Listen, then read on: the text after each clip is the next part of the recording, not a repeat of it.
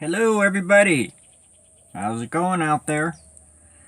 I'm working on day 6 of my migraine. Yes, 6 steady days.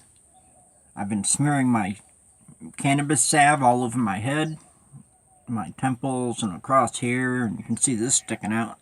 That's pain. I'm up around the 7-8 range.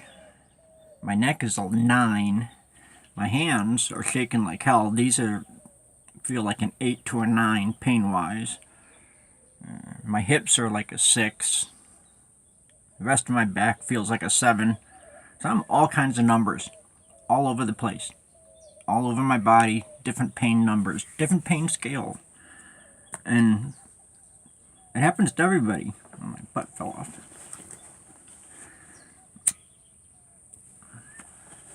Well, let me tell you, it sucks. I've got a bunch of stuff today talking about the Endo-cannabinoid Deficiency again. I want to keep bringing this up. And I'm also going to go over, well, one statistic I just found out looking at is National Institute on Drugs, Overdoses and stuff.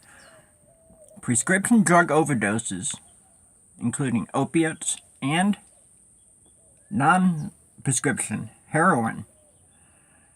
Opiate deaths beat out motor vehicle accidents, firearm deaths, drunk driving, beats them all out. Okay? Now, the Centers for Disease Control says the DEA is lying. The DEA says there's an opioid epidemic. There's always been an opioid epidemic. Always. Because people are always reaching out for that buzz. Okay? And when people get into heroin and OxyContin and morphine, if they're not taking it for pain like me, they don't have a pain level to go down. So when the morphine hits them, or the heroin hits them, it hits full blast. It does no pain to offset the morphine. And that's what opiates do. Opiates offset your pain level. Like, I'm always up in the 7, 8 to 9 range. Very rarely I get up into the 10. That's when you don't hear from me for a day or so. But I've said before, my morphine brings me down here to about a 7. Cannabis gets me down to a 4 or 5 with everything else. My Seroquel, my amitriptyline, and my Valium. Plus, I'm beating emphysema right now. I'm working hard on the emphysema. I'm taking lots of hemp oil, the Rick Simpson oil. I'm pretty sure my lungs are going to clear up. Because that was the first time I've ever had a lower lung CT scan. And they found the emphysema. It could have been there for years. It could be getting better. This is just the first time the doctor found it. So I told the doc, I says, let's give it a year. 6 months to a year. Do another lower lung CT scan, and you will find that my emphysema is going away. So I've got a bunch of stats, figures, and I've also got things that the side effects of marijuana. Okay, the severe side effects are very, very rare. Very few people suffer from the severe side effects.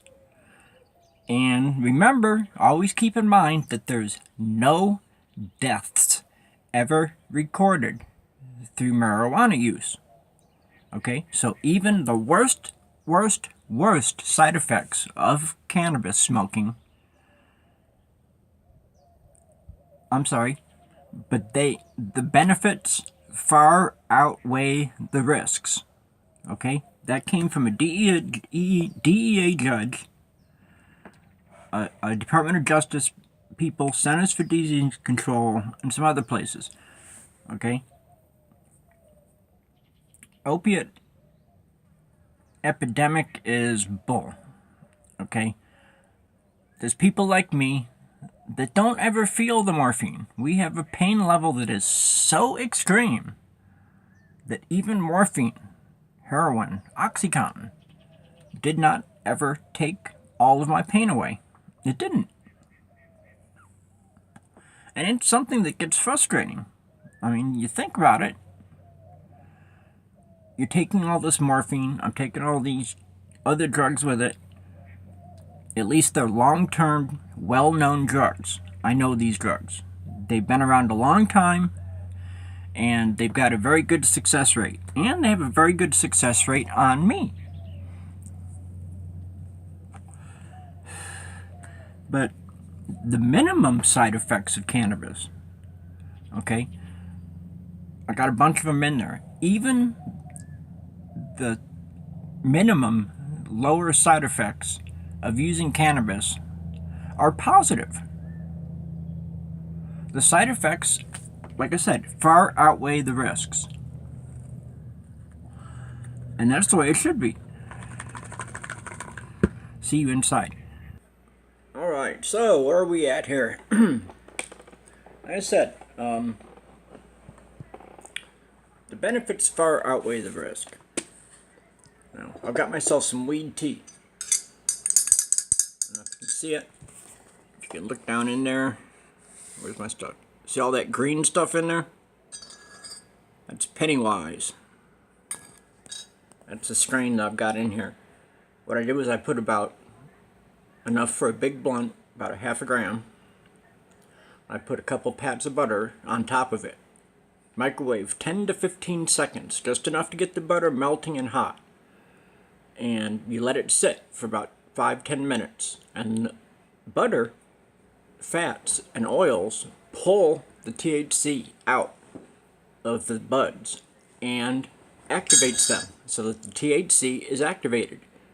Okay? You don't need 175 degrees for the THC in this respect. You just need butter. Because it's fat soluble. Cannabinoids are fat soluble. It means they dissolve in fats. And this little tea here,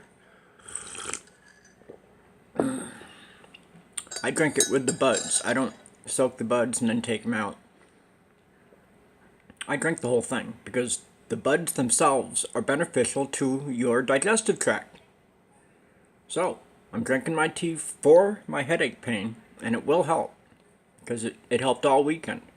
Every morning I've been having a cup of really strong weed tea, and it's the only thing that's been keeping my migraine in check, except for my salve that I keep putting on here and here. And I'm in the middle of a flare, so if you see me sweating, it's just bad. Let me turn on the AC, as a matter of fact. Hold on. Alright, so by the thermostat, it's already 87 degrees inside the house. It already said 87 degrees outside. Feels more like 100 already. If you're in that sun that I was just sitting in, it just feels, you bake. It's not the kind of baking that wake and bake. It's baking like a pie in an oven. It's dangerous. Well, let me get onto some things here. 5 years. I'm on my 4th card. I'm coming up on my 5th year in November. 5 years of constant, everyday cannabis use. Every day. Sometimes every hour. And even my vapes. I got 2 new ones. See, one's darker than the other. This one's really potent. This one's good, pretty good.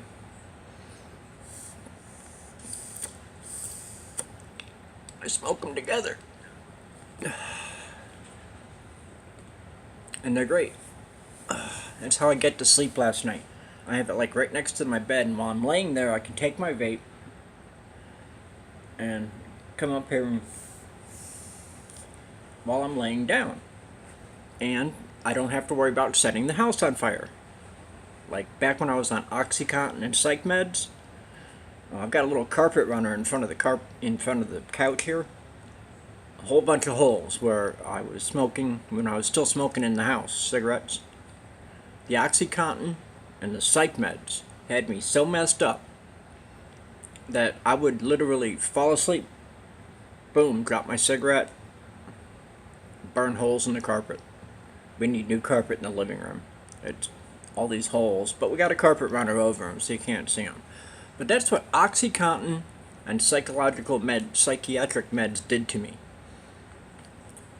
Klonopin, OxyContin, venlafaxine, Seroquel, all those things added together made me lose a whole year. From mid 2012 to late 2013, I don't remember everything. I've been slowly coming back around. Sorry, it's my right trapezius today. Wants to be a pain in the ass. But I wanted to go over side effects. And I found this thing, it had a whole bunch of negative side effects, but even the negative side effects are mild. And they won't kill you. Okay? Something people have to get over is that cannabis does not kill. The only people that would kill over cannabis are the cartels. If they want to make a drug deal. Okay? That's the only time you're in danger, is dying through a drug deal with the cartels. Okay? When you go through a licensed, state-sponsored dispensary, like I do, and I've had people offer me stuff all the time. I'll send you some free buds. I said, no. The last thing I need to do is to get caught accepting marijuana in the mail from another state. I will lose everything. I will lose my doctor. I will lose my morphine. I will lose my privilege to smoke marijuana. And you'll never hear from me again because I'll be in such intense daily pain that I won't be able to function. All I can do is lay here and stare off into space. I don't even watch TV. I leave the TV off half the day sometimes, and I just stare at the blank screen. Why? Pain. And I keep bringing up pain because people have got to realize that pain is subjective to the individual, comparative for the doctors, and you need to be able to know what the numbers mean so that you can sufficiently explain to your doctor just what you're feeling. Okay? I've gone into my doctor and I've said I'm an 8-9. He says, you don't look it. I says, because I've been getting frickin' used to it. Okay? I went through a 7-month flare of 7 to 9 every day. 7 months. Okay? Right now I'm working on a week for this migraine. And it just won't go away. I put the salve up here. It helps a little bit. But I drink my weed tea.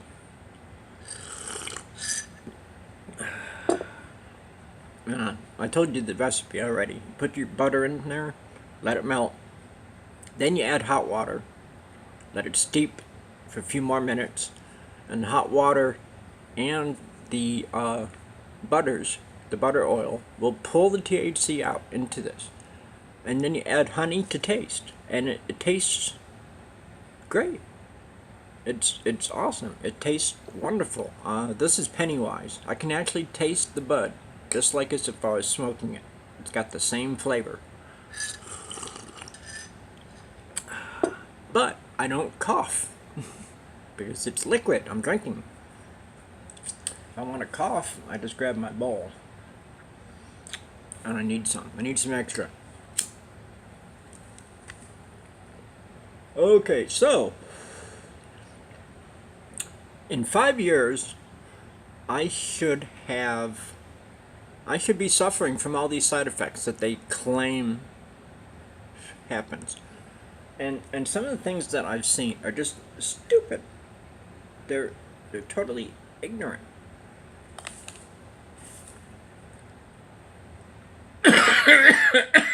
Excuse me. See? That's what smoking weed does to me. So think about it. Does that sound like I'm having fun? I'm not. Okay? The coughing is just a side effect of the medicine. I have to deal with it. I got some stuff here. Dun, dun, dun, dun, dun. Oh yeah, the drug overdose death figures. I ought to go to that. On this thing called Mises.org. Mises.org. It's the Mises Institute. This is Austrian. So the DEA releases new drug overdose death figures. Guns are safer than prescription drugs. Yes, all you anti-Second Amendment idiots out there, prescription drugs account for 50% more deaths than vehicular homicides, homicides with a gun, drunk driving accidents, other accidents, firearm accidents, and suicides. Drug overdoses outnumbers everything. And they say it's prescription drugs and heroin. So you gotta remember, that's not all prescription drugs. Okay? And people who take opiates for pain like me, we have a pain level that if you don't hit the bottom of the pain level, you will never feel the morphine. You'll never feel your painkiller. You just feel a drop in pain. Okay? And I hope people understand that. I keep going over it and over it and over it. Is that if you're in pain here, and your morphine only brings you here, and your weed brings you here, down here is where you get the psychoactivity. I don't get the psychoactivity off pot, I get pain relief. I don't get couch lock from my morphine.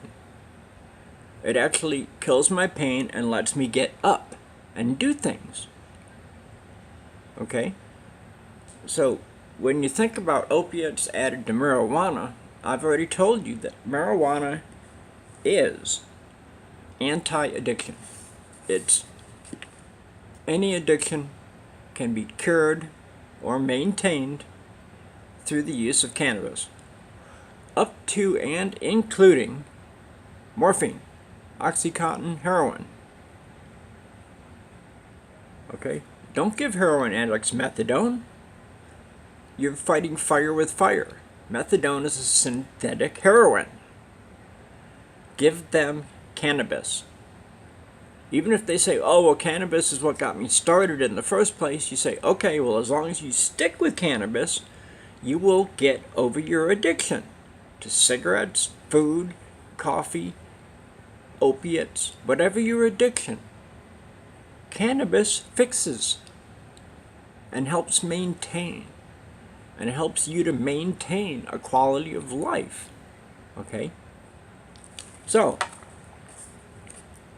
90% of all of the side effects to medical marijuana are positive. And BigPharmas side effects, just think about it. Watch these TV commercials where they go over the lists, where they're talking really fast. Okay, you have you take the Taltz and you can have tuberculosis, and death. Just for some skin issues. There's a great skin, you can make great skin topicals from the hemp or cannabis roots. For eczema, psoriasis, yes, things like I've got. You see this thing right here? This is a dry skin. I've got it right here too. And it's a little bit, it's like psoriasis. It just keeps coming up in flaky skin. Well, this stuff helps it. But, where was I? Oh yeah. Back in 2015, it was the National Drug Threat Assessment, which found that drug overdose deaths are the leading cause of injury death in the U.S. ahead of deaths from motor vehicle accidents and firearms. In 2013 alone, 46,000 people in the U.S. died from a drug overdose, and more than half of those were caused by prescription painkillers and heroin. Gotta hear that. They put "and heroin." Okay? And these are 2013 numbers, so let's compare it to other causes of death in the U.S. according to the Centers for Disease Control. And it says, what might have killed you in 2013? You know what all these big ones are? I'll start at the top. Drug overdose. All types of transport. Motor vehicle. Fall from a height. Alcohol related, not drunk driving. Then prescription drug overdoses. Homicides. Homicides with a firearm, drunk driving, and then accidents with a firearm is that little tiny one right there. That big old long line right up there near the top, that is drug overdoses. Now it says those are the total numbers. And if you prefer your stats in an often used format of number per 100,000, the graphs are identical. That's by per 100,000, and that's just total deaths. They're near identical. It says, obviously homicides aren't exactly a leading cause of death in the U.S., and gun homicides even less so. Accidental death by firearms, 0.2%. 0.2 out of 100,000 is a small blip. Now I've told you all, I'm pro Second Amendment. Got my XD40 that's always sitting right next to me. And I don't leave home without it. Debbie goes, why do you take it with us every time we leave the house? I said, because I don't want to come home to somebody in my house using my gun against me. Oh, that tea's starting to work. It's been about 15 minutes since I started sipping on it. It's actually getting into my head and it's helping. That means I made it right. But everything, all those numbers keep coming up the same. Let's see what else I've got. I got lots of stuff here. Medical gain on the, talking about the Endo-cannabinoid Deficiency, but first I want to go over this. And when you hear all these side effects, I will use myself as the example of how these side effects are just so rare, even the minor side effects. And the most minor side effects are what you see in my Leafly posts. It's dry eyes, dry mouth, extreme hunger, stuff like that. Those are the only negatives to most of the cannabis strains. When I say short-term side effects, BigPharmas, bad. Now, in cannabis form now, can have short-term memory problems. Not everyone. My IQ is 167. Severe anxiety. I don't have anything to feel anxious about with my morphine. I have no anxiety. Debbie actually has to remind me to smoke or to say, did you take your morphine? And I'll sometimes go, oh shit, no I didn't. Does that sound like a junkie to you? No. I am not. I never will be a junkie.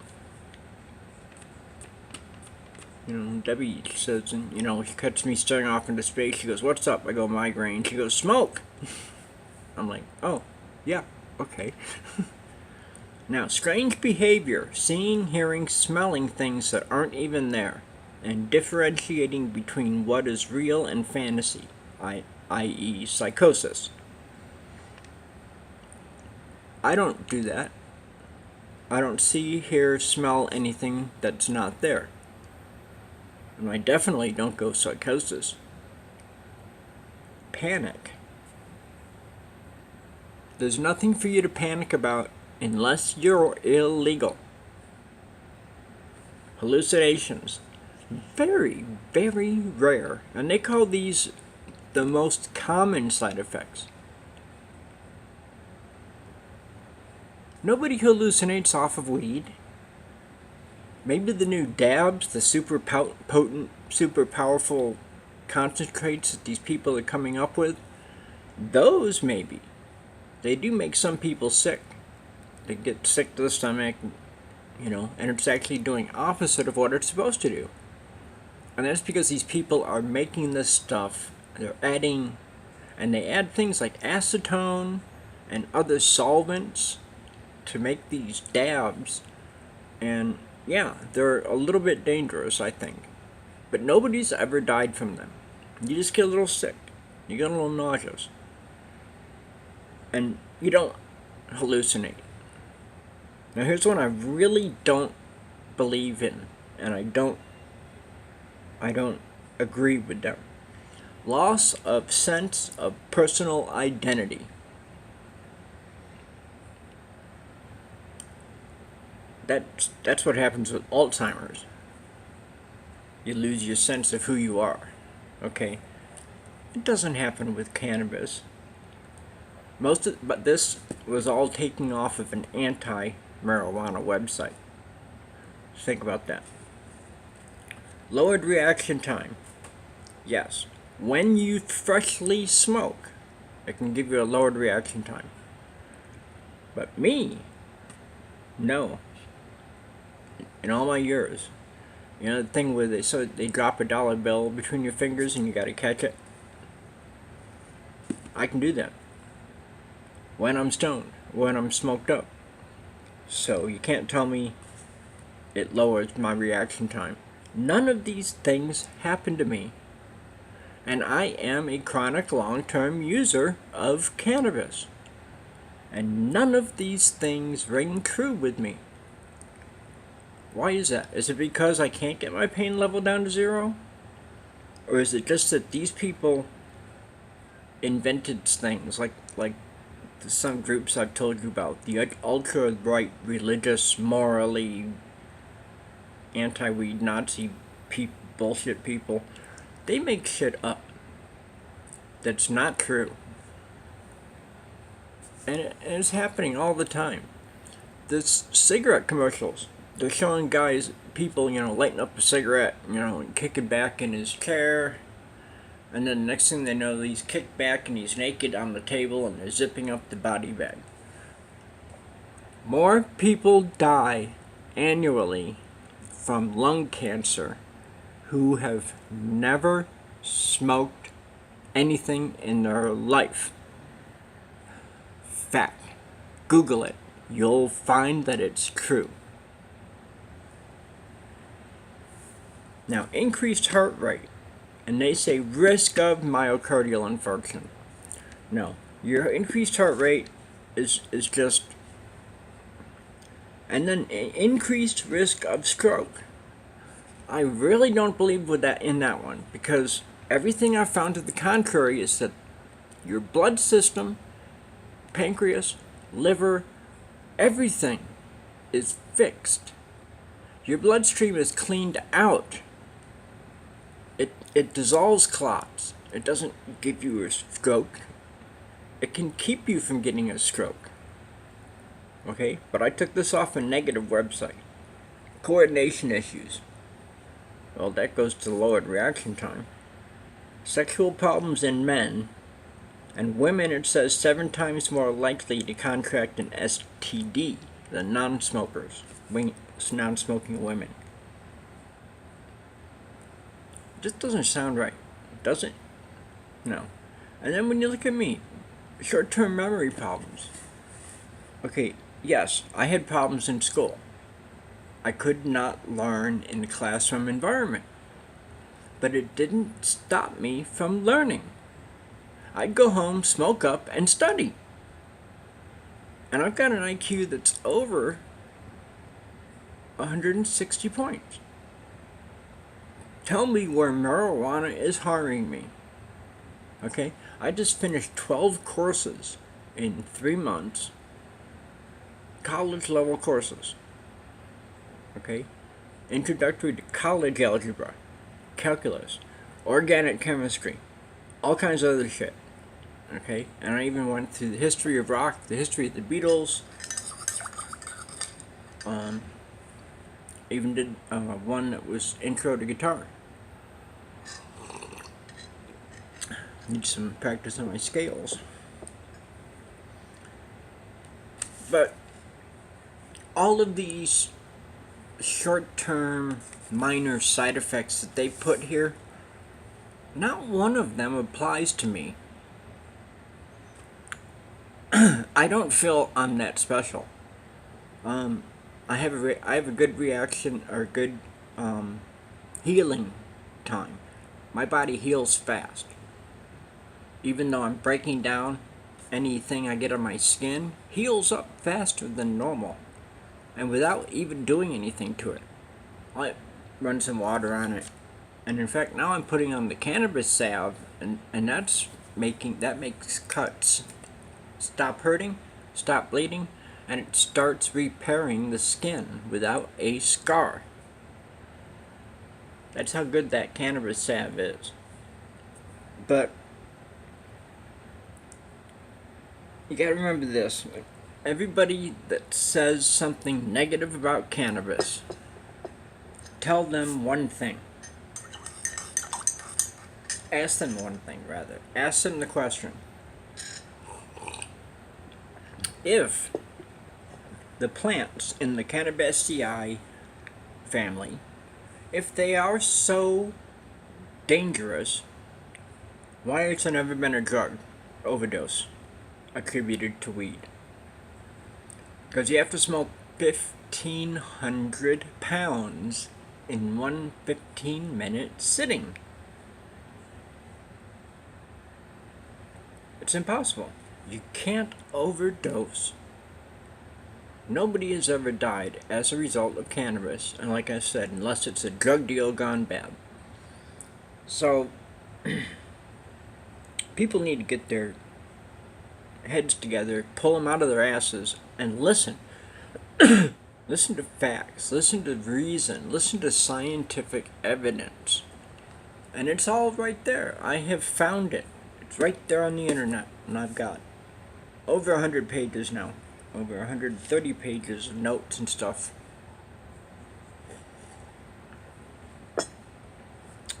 And it just irritates the shit out of me that people are getting by with Jeff Sessions. He gets by with saying good people don't smoke marijuana. Pissed me off, Mr. Sessions. Can eat shit and die. I don't give a damn about you, because you don't give a damn about me. And when they put people in charge of the Drug Enforcement Agency, they need to be impartial. And they have to have some background in clinical pharmacology or something. Okay? Some kind of medical degree. Because the DEA is about drugs. Drugs affect the body's health. Somebody from the Centers for Disease Control would be perfect in the role as DEA chief, because they will be impartial and they will look at scientific evidence, and they will know the difference between real numbers and massaged numbers that people massage and give you, and they try to pass it off as truth. Okay? But you find a loophole and you see it'll unravel. But in 5 years, I should have been affected by one of these things.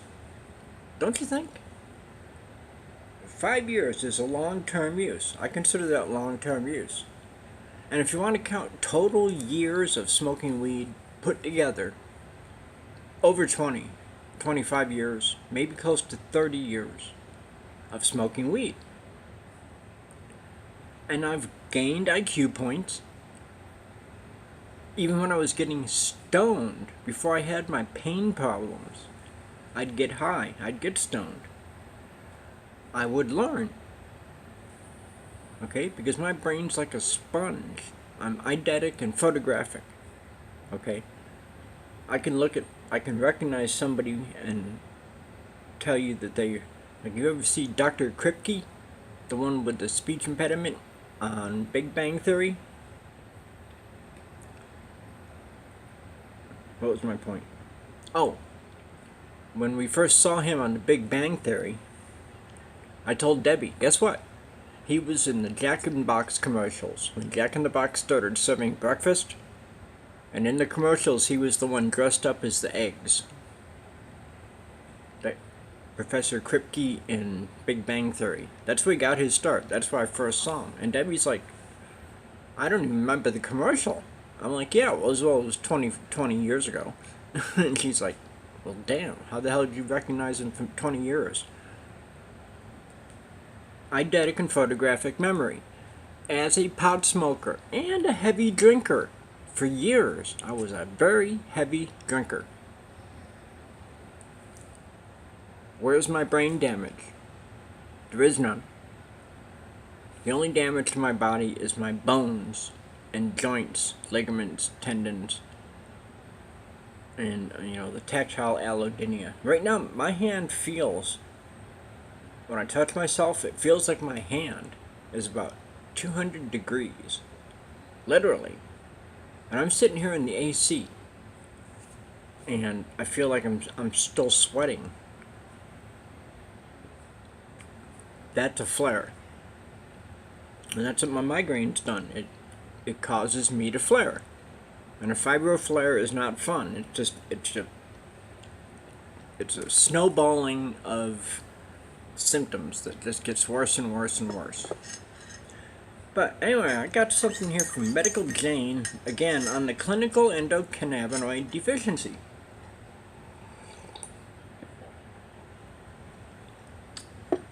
Because now that I've found that out, it's become a very big point for me to use in my activist stuff I'm doing here. So it says right here, cannabinoid deficiency may explain a variety of health conditions. So as we know, endocannabinoids are naturally produced within the body and play a major role in overall health. Now, medical marijuana and phytocannabinoids derived from cannabis have exhibited a number of therapeutic benefits. And researchers have proposed the idea of the cannabinoid deficiency. The list of conditions tied to cannabis is wide-ranging and steadily growing. Hundreds and hundreds of sicknesses and illnesses, maladies and diseases and disorders and issues, all fixed by two little plants.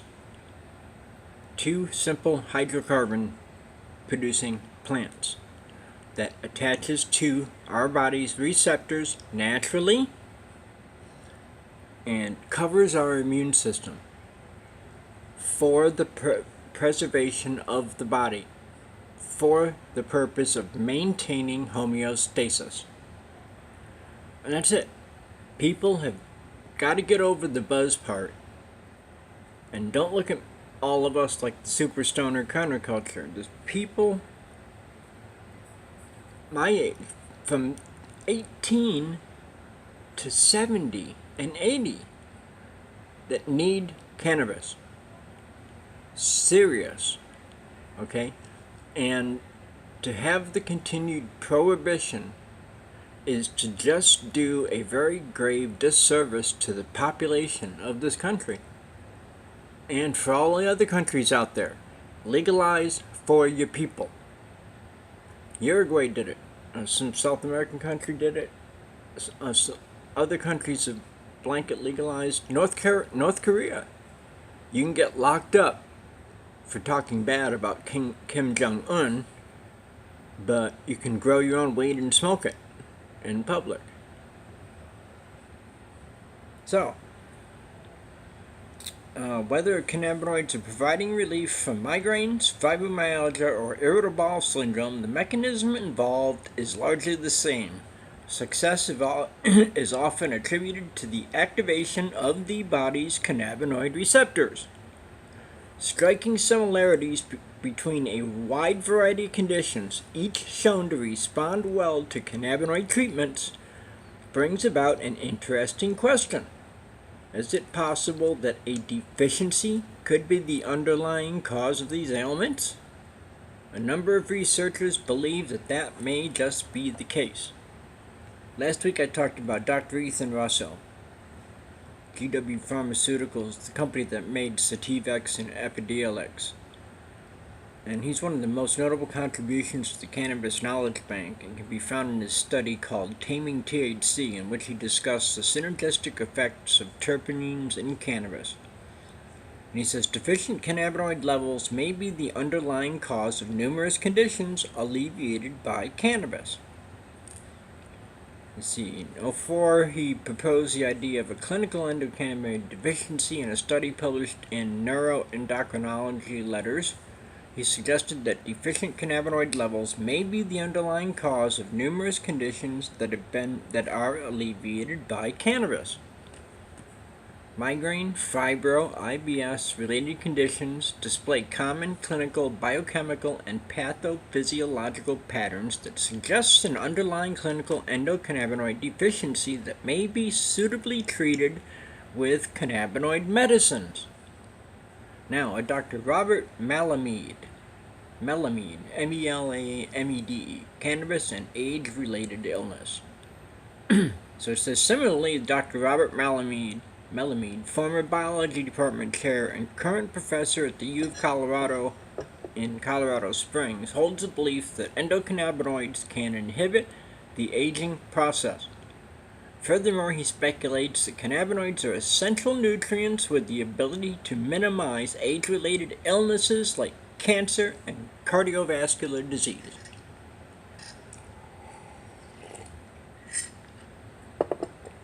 So let's go back up here to where it says increased heart rate and a risk of heart attack. Bullshit! And Malamede explains that his experience investigating the biology of radiation therapy and DNA repair, in addition to his personal cannabis use, gave him a unique perspective on the plant. It is becoming increasingly accepted that free radicals are responsible for aging and age-related illness. Specifically, they have been tied to cardiovascular disease, autoimmune disorders, cancer, age-related cognitive dysfunction, and skeletal diseases like osteoporosis.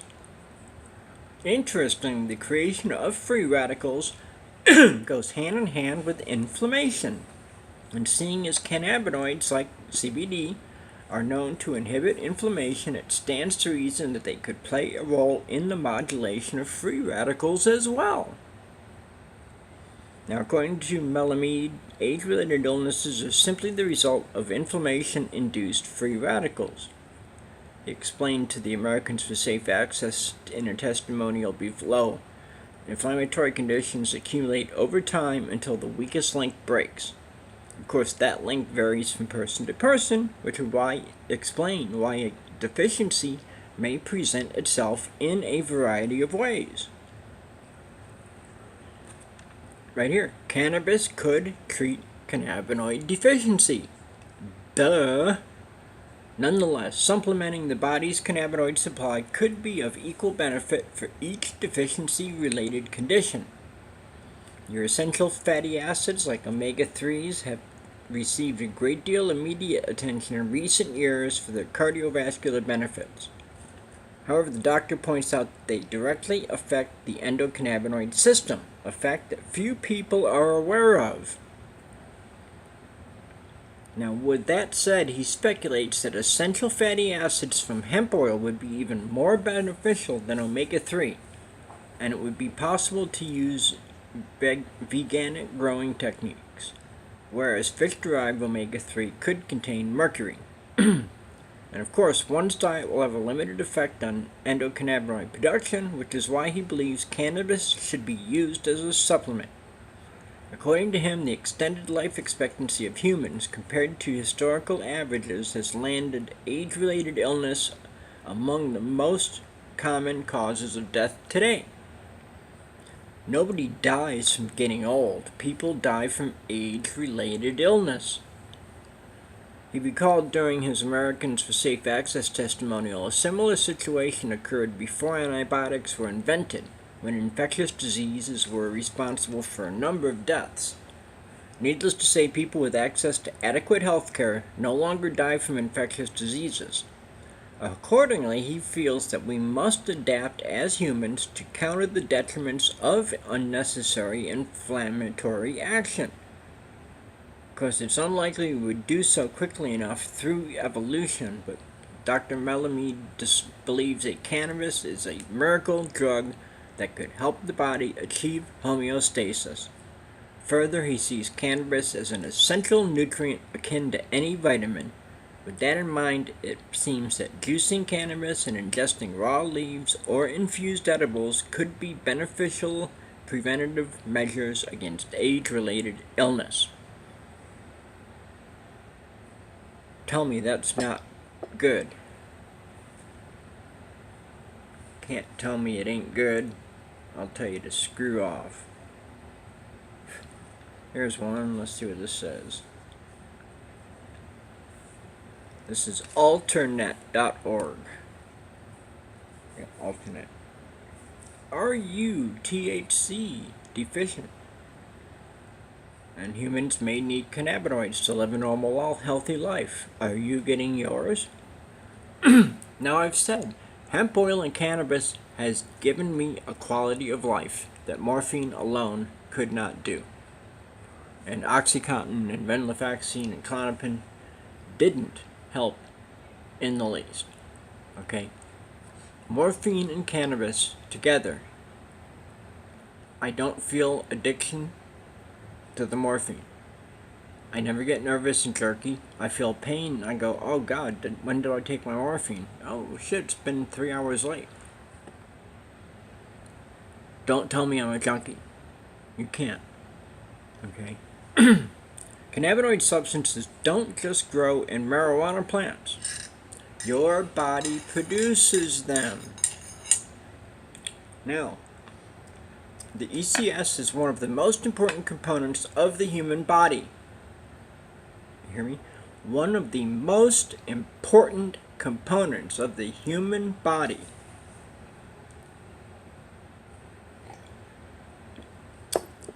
The number of physiological processes it is responsible for or involved in is truly amazing. The ECS plays an integral role in biology and appears in many surprising and unexpected places. The endogenous cannabinoid system is perhaps the most important physiological system involved in establishing and maintaining human health, homeostasis. Endocannabinoids and their receptors are found throughout the body, in the brain, organs, connective tissues, glands, and immune cells. Every tissue, including blood is a tissue.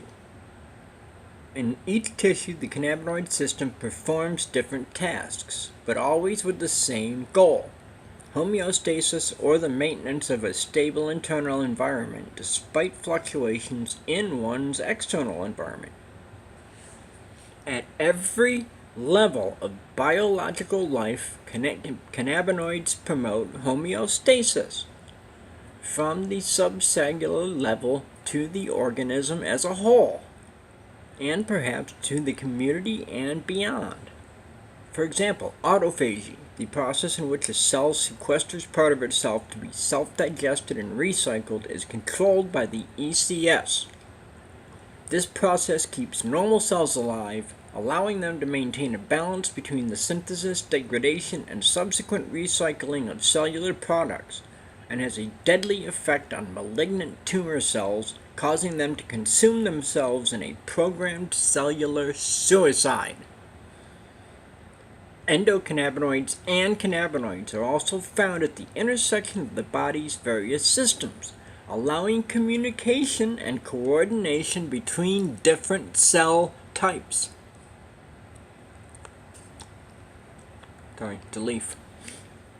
Besides regulating our internal and cellular homeostasis, cannabinoids influence one's relationship with the external environment. Socially, the administration of cannabinoids clearly alters human behavior, sometimes promoting sharing humor and creativity by mediating the neurogenesis, neuronal plasticity, and learning. Cannabinoids may directly influence a person's open-mindedness and the ability to move beyond limiting patterns of thought and behavior from past situations or circumstances. Right there, it's saying everything in these short-term side effects is blown out of the water. They're saying you get smarter, just like I found out. Sea squirts, nematodes, and all other vertebrate species share the ECS as an essential part of life and adaptation to environmental changes.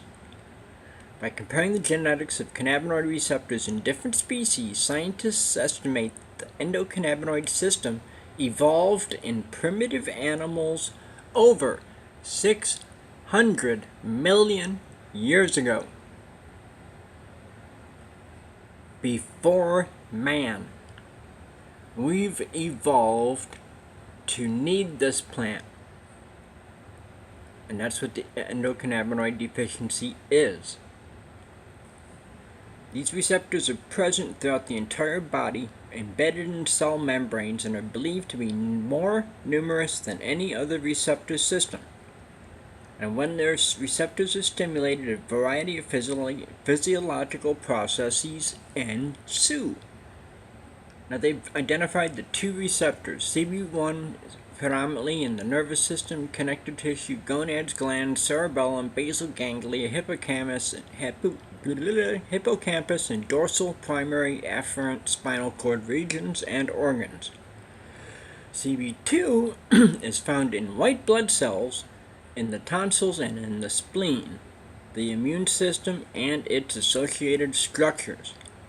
Many tissues contain both receptors, each linked to a different action in the body for that area. In the immune system, one important function of this cannabinoid receptors is regulation of cytokine release.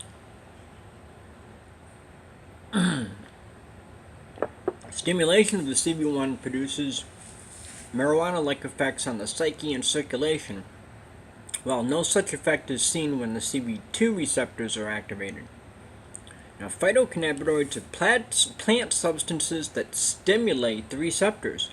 Delta-9 THC is the most psychoactive and the most famous of them, but CBD and CBN are gaining the interest of researchers due to a variety of healing properties.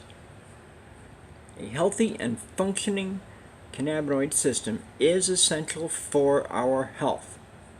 From embryonic implantation on the wall of mom's uterus to nursing and growth to responding to injuries, endocannabinoids help us survive in a quickly changing and increasingly hostile environment. Research has shown that small doses of cannabinoids from cannabis can signal the body to make more endocannabinoids and build more receptors. This is why many first-time users don't feel an effect, but by the second or third time, they've built up more cannabinoid receptors and they are now ready to respond to the phytocannabinoids. More receptors increase a person's sensitivity. Smaller doses have larger effects, and the individual has an enhanced baseline of endocannabinoid activity. And it looks as though cannabis may contain over 100 different cannabinoids, including THC, which all work synergistically to produce better medical effects and less side effects than THC alone.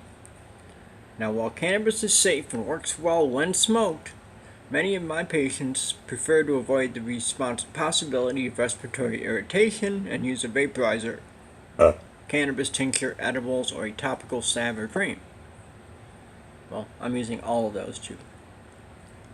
And this doctor says, I've recently decided, after years of studying, using cannabis, medically and recreationally, and talking to my patients, that if people are not using cannabis, they may be cannabinoid deficient.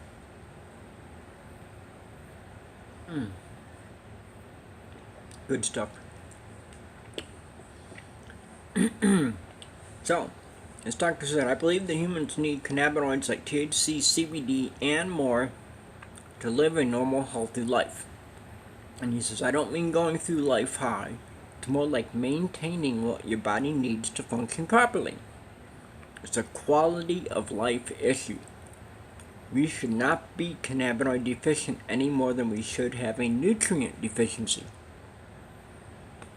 Right? And they tell you, oh, your guys are going bad, you need to eat more carrots and anything with beta carotene in it, broccoli, stuff like that. Same thing. And marijuana, cannabis, is classed as a vegetable. You can eat it raw, you can juice it raw, and when you do that raw, it won't get you high. You have to heat it up and use, like me, I had to use hot butter to pull out the THC, and I'm feeling good. My migraine's still here, but I don't care about it as much as I did an hour ago. And do I look stoned? I've been drinking this tea since before I started the video. No change. Except an improvement in my quality of life and a drop in my pain numbers. It says right here, despite a 5,000-year history of safe therapeutic use and huge amount of published research, most doctors still know little or nothing about medical cannabis. It's time we go with the program and bring modern medicine into the same line of thinking and demand more research and study be done. To its credit, modern Western medicine is looking at this, but many in the medical community are still too afraid to talk about it or do anything to change the status quo. People want the change now. Americans are more hip to the truth and the benefits of cannabis, and legislation is changing around the country and around the world. Make sure your doctor understands the benefits of cannabis and start a dialogue with him or her. Tell your doctor why you use cannabis and how it helps you, or that you would like to know more about it and how it can help you. Well, that's it for that. What are the things I got here? I got a couple of websites to look at. I think this is another one on Endo-cannabinoid, Endoca.com. Could taking CBD correct the endocannabinoid deficiency? This is in August 9th last year. So, let me see. There's basically everything is going double. Everything's going the same. Never mind. So, that's it. All these side effects they came off of you should see the list of bad side effects. No, I don't believe the list because I believe that they were biased. The people that wrote the list were biased because it was not a pro-marijuana site. But I wanted to get something from the other side. And that's what I came up with, these short-term things that each and every one of them has been shot down by me. 5 years, 30 years total of smoking weed. My IQ goes up, my eidetic and photographic memory still works like it should. Okay, I still have arthritis problems, I have shaky hands, everything hurts, I get up like this. I don't want to get up right now.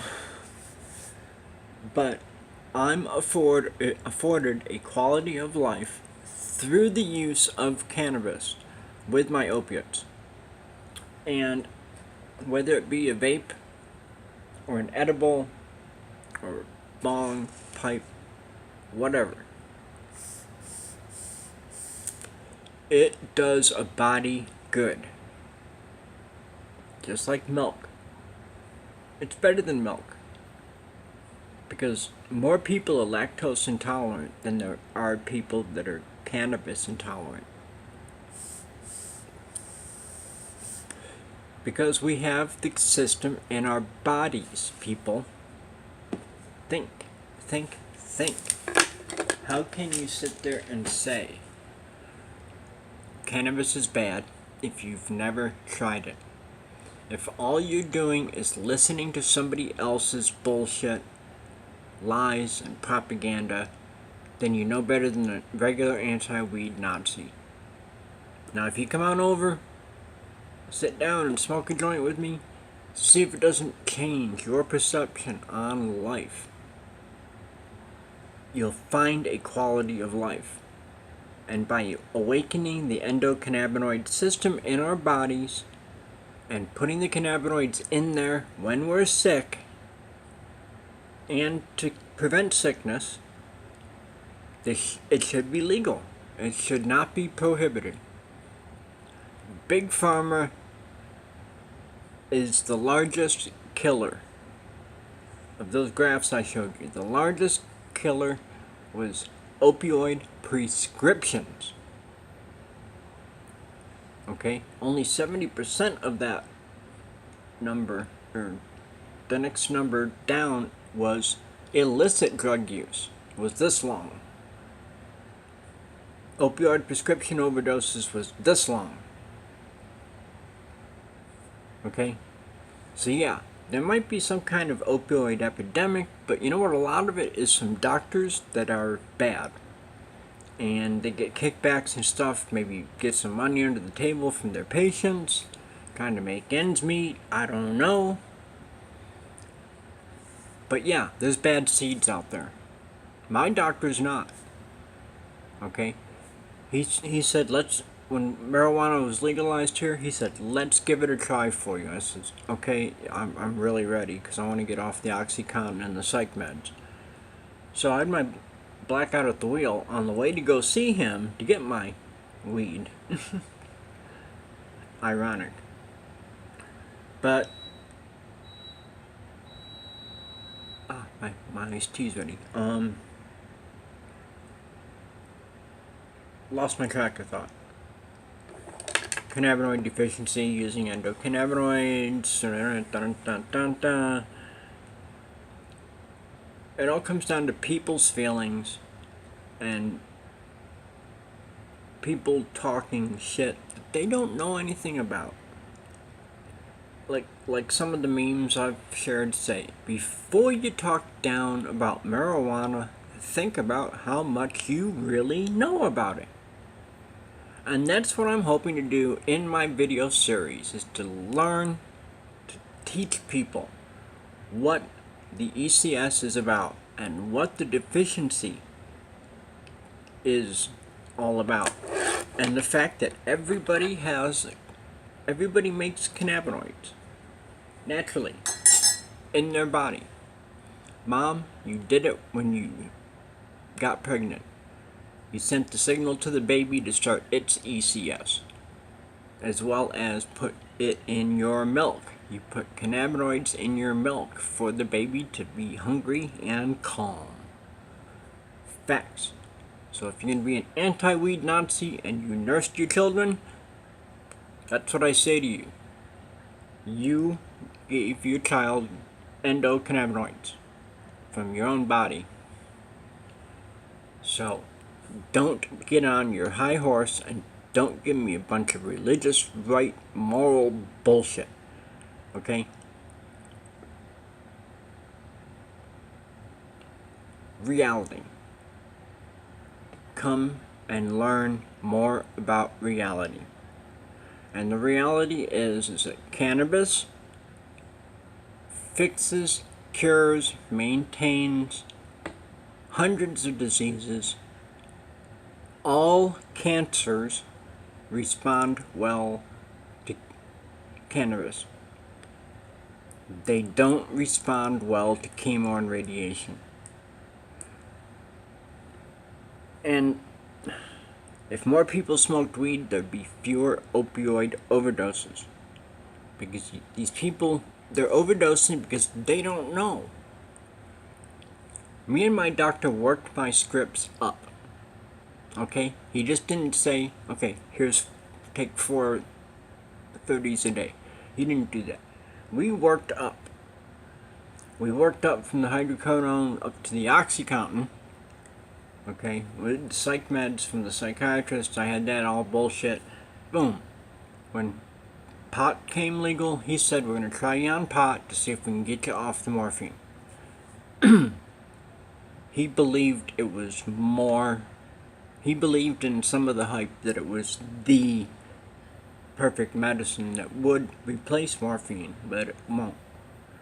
There's levels of pain that morphine doesn't touch. I go through it.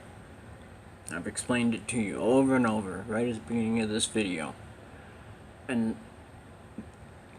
the thing is that we deserve health, homeostasis. We deserve to be able to medicate freely with cannabis, because it's the safest medication around. Everything Big Pharma pushes is poison. Lists of bad side effects. They tried to come up with some bad side effects for cannabis. Well, I just blew all of them out the water because not a one of them works on me. Okay? And I'm a long-term user. So, don't call me a stoner. You can call me a pothead, I guess. But I don't get stoned. Okay? And I've learned so much in the last 5 years that I was quit smoking weed for a while. And it was when the doctor suggested it that I decided I'd go back to it. Well, turns out that I had to have had a deficiency, because everything, it helps. It helps me on everything. It helps every point of my body. I can feel things working. Okay? My salve and the tea together, and my hands aren't shaking as much as they were earlier. Okay? Helps my arthritis. And it's helping my migraine. I feel like the blood flow is going, and I don't feel as hot to the touch. So, with the weed tea and the vape and the topical, fix my tactile allodynia, the hot flash, migraine, and pain. You know, just my generic pain from everything else. All things just got helped by the utilization of cannabinoids. So, free marijuana from the prison of ignorance. Share this with people that you think need to know. You know, because if you think you're going to need medical marijuana for medicine, and you've got a family that's like, no, we'll disown you if you do this, show them this video. Because I'll tell them straight out, y'all have an ECS, y'all produce cannabinoids, so stop being freaking hypocrites. Don't be hypocritical. You have an ECS, you shouldn't be talking down about it. And before you talk down about it, think about how much you really, really, really know. This is 94 or 95 videos today. Okay? This one's gone past an hour. I'm going to be posting this on my group. I'm not going to, I'll be posting this to the new vlog instead of sharing poems today. Oh no, I'll share some videos from last year. 7 months ago, 6 months ago now, is what I have left. But I'll be sharing all my 90 plus videos, plus this one. And every time I shoot a new one, I'll post it up at the top. And when it comes around time for me to do 3 more videos, and it's there, I'll post it again.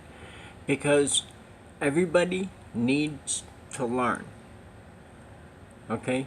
And the way to help educate the public is to educate the public. And sometimes you have to pound things into their heads.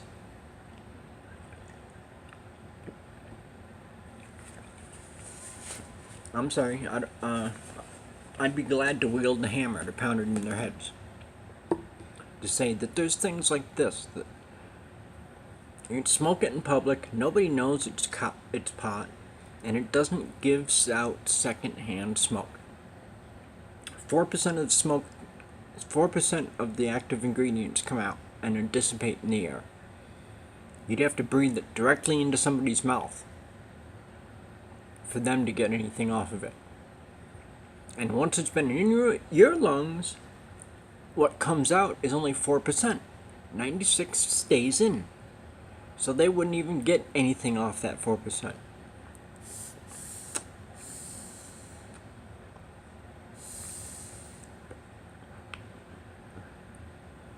See, very light. But it actually tickles my throat sometimes too. When I'm laying down at night and I take a puff, I'll start coughing. Because my throat's raw. So see, weed for me used to be enjoyable. But now that I have to smoke so much, I cough a lot more. That's what makes it not as enjoyable. But I'm taking it as a medicine, and it's working as a medicine, and I will probably be on morphine and marijuana for the rest of my life. Well, the morphine for the rest of my life is already been told by the top doctor in Arizona for the Arizona sports teams up in Phoenix. He said, don't let anybody operate on you. Run fast, run far. Because he says any operations on my back, he said, will make me a cripple. I'm not ready for that. Now, Debbie'd have to quit her job and take care of me full time and retire. But actually, you can get a caregiver and she can make money that way. But I don't want to be. Debbie waits on me hand and foot, and I keep telling her to stop. I do things. I get out there and I tell her to get out of the dishpan, go sit down, I'll do the dishes. Don't worry about it. And like today, she was very sick this morning. She was sick to her stomach all night. She went in a little bit late. She came out here and said, wake me in 10 minutes. I woke her in 10 minutes. She said, give me 5 minutes. Okay, 5 minutes. Give me 10 minutes. And then she finally felt better and she just got off to work. Now I'm shooting the video and I'm about to, 8:51 here, going on 9. I gotta start the upload. And everybody out there, think about it. Pass this on. Pass all my videos on to those who need to know. There's people out there that need the education. Okay? I don't want to call them ignorant, but they are. If you're ignorant to the facts, you are. You're ignorant to the facts. I'm not calling you personally stupid, but you've got to be educated of the facts before you talk down about it. So before you talk down about weed, come on over and smoke a bowl with me. Okay? Come on over and have a piece of hard candy. 10 milligrams of THC. And see if it doesn't change your perspective. Especially when you hear all of the facts and all of the research that I've done. Because everything I've done, I've gone to pro sites and negative sites. And the negatives I've proven to be lies. And the positives are proven to be true from well-known, well-documented scientists and professors and chemists and biologists. And the thing is that cannabis and the cannabinoid deficiency is real. And there's nothing safe to go in our bodies. Taltz, Opdivo, Boniva, all those freaking things are dangerous. Super, super dangerous. You don't want to take. My opinion is you don't want pharmaceuticals. Unless there's something that's really long-term tried and true, like my drugs. Valium, Seroquel, morphine, amitriptyline. They have decades of known use. But Cannabis has got millennia of known use, but it's prohibited. And so we need to lift the prohibition, and we need to get marijuana free from the prison of ignorance. Peace out. I'm out of here this time.